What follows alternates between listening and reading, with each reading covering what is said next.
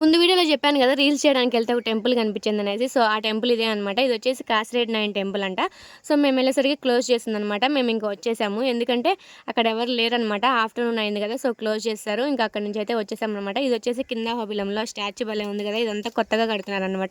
ఇప్పుడిప్పుడే డెవలప్ చేస్తున్నారు. కాసిరెడ్డి నాయన్ టెంపుల్ అని చెప్పాననమాట. సో, అదే అనమాట ఈ టెంపుల్ వచ్చేసి చాలా ప్రశాంతంగా బావుందనమాట. ఇన్ని సార్లు ఇక్కడికొచ్చినా కూడా ఎప్పుడూ ఇక్కడికెళ్ళలేదు. అసలు ఇక్కడ ఇలాంటి టెంపుల్ ఉందని కూడా తెలీదనమాట. సో, ఇంకా టెంపుల్ దగ్గరికెళ్తే ఎవరు లేరు. వచ్చేసాము. రీల్స్ చేసుకున్నాము. రీల్స్ కూడా అయిపోయినాయి. ఇంక కిందకైతే వచ్చేసామనమాట. కింద హోవిలంలోకైతే వెళ్లారనమాట అందరూ దర్శనం చేసుకోవడానికి. మేము అక్కడికి కూడా వెళ్ళలేదు.